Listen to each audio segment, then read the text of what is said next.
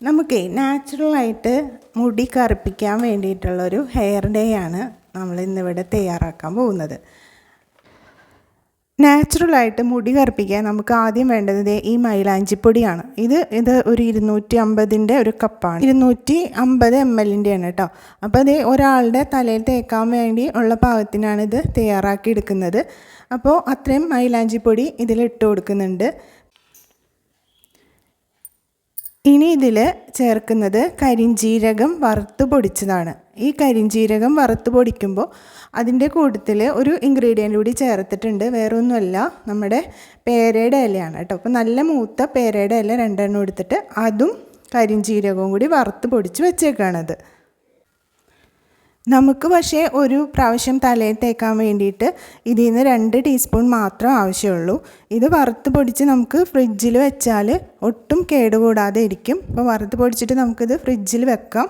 പിന്നെ നമുക്ക് ഇതുപോലെ ആവശ്യം വരുമ്പോൾ ഇതുപോലെ ഇട്ടിട്ട് നമുക്ക് ഇത് യൂസ് ചെയ്യുകയും ചെയ്യാം. ഈ കരിഞ്ജീരകത്തിൻ്റെയും പേരലയുടെയും ഈ മിക്സ് ഉണ്ടല്ലോ, ഇതുപോലത്തെ നമ്മുടെ ഹെയർ ഡൈ ഉണ്ടാക്കാൻ മാത്രമല്ല കേട്ടോ നമ്മൾ ഉപയോഗിക്കുന്നത്. നമുക്ക് ഇതുകൊണ്ട് വെളിച്ചെണ്ണ കാച്ചാം. കാച്ചിയ വെളിച്ചെണ്ണ ഉണ്ടാക്കാനും ഈ കരിഞ്ജീരകവും അതുപോലെ പേരലയും കൂടിയുള്ള ഈ മിക്സ് ഉപയോഗിക്കാം. ഞാൻ ഒരുപാട് നാളായിട്ട് ഈ കരിഞ്ജീരകവും പേരലയും കൂടി വറുത്ത് പൊടിച്ചിട്ടാണ് ഞാൻ വെളിച്ചെണ്ണ കാച്ചുന്നത്. വേറെ ഒന്നും കൊണ്ടല്ല, എനിക്ക് നീരിറക്കത്തിൻ്റെ പ്രശ്നമുണ്ട്. തണുപ്പ് ഒരുപാട് തരുന്ന പച്ചിലകളാവട്ടെ, ഇപ്പം കറ്റാർവാഴയാവട്ടെ, എന്തൊക്കെ നമ്മുടെ തലയിൽ ഇതുപോലെ അരച്ച് എണ്ണ കാച്ചി തേച്ച് കഴിഞ്ഞാൽ അപ്പം തന്നെ തലവേദന വരും, അതുപോലെ തുമ്മൽ, പിന്നെ അവിടെ നിന്ന് തുടങ്ങി അങ്ങോട്ട് ബുദ്ധിമുട്ടുകൾ അങ്ങോട്ട് സ്റ്റാർട്ട് ചെയ്യാണ്. അപ്പോൾ കുറേ കാലം ഞാൻ വെളിച്ചെണ്ണ ഒന്നും പുരട്ടാതെ നോക്കി, പക്ഷേ അതെനിക്ക് ബുദ്ധിമുട്ടാണ് ഉണ്ടാക്കിയത്. പിന്നീട് ഈ കരിഞ്ജീരകത്തിൻ്റെ ഗുണങ്ങളെപ്പറ്റി അറിഞ്ഞപ്പോൾ അത് വെളിച്ചെണ്ണ ഉണ്ടാക്കി തലയിൽ തേച്ച് നോക്കിയപ്പോഴാണ് എനിക്ക് അതിൻ്റെ എഫക്റ്റ് എത്രമാത്രം ഉണ്ടെന്ന് മനസ്സിലായത്. എന്താ പറയുക, കുറേ നേരം ഞാൻ വെളിച്ചെണ്ണ ഇട്ട് നടക്കും, എന്നാലും എൻ്റെ തലയിൽ നീരിറക്കം എനിക്ക് ഉണ്ടാവാറില്ല. പിന്നെ ഇപ്പോൾ കുറേ നാളായിട്ട് അതൊക്കെ എനിക്ക് മാറിക്കിട്ടി. ഇനി നമുക്ക് ഇതിലേക്ക് വേണ്ടത് എന്താണെന്ന് വെച്ചാൽ തേയില വെള്ളം, നമ്മുടെ ചായപ്പൊടി തിളപ്പിച്ചിട്ടുള്ള വെള്ളം കൂടി ഒന്ന് മിക്സ് ചെയ്യാം. ആ വെള്ളം ഒഴിച്ചിട്ട് നമുക്ക് നന്നായിട്ടൊന്ന് മിക്സ് ചെയ്ത് കൊടുക്കാം. അപ്പോൾ നമ്മുടെ തലയിൽ തേക്കുന്ന ആ ഒരു പരുവത്തിന് ഇത് മിക്സ് ചെയ്തെടുക്കുക.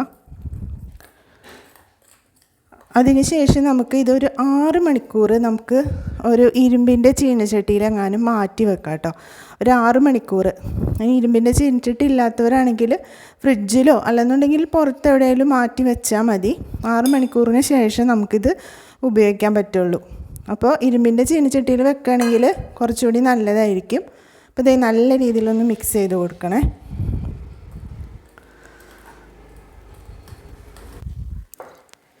നമ്മുടെ മിക്സ് ഇവിടെ റെഡി ആയിട്ടുണ്ട്. പക്ഷേ ഇത് നമ്മൾ കടയിൽ നിന്ന് വാങ്ങിക്കുന്ന ഹെയർ ഡൈയുടെ പോലെ ഭയങ്കര കറുപ്പ് നിറമൊന്നും നമുക്ക് കിട്ടില്ല. ഒരു നാച്ചുറലായിട്ടുള്ളൊരു കളറ് നമുക്ക് കിട്ടും.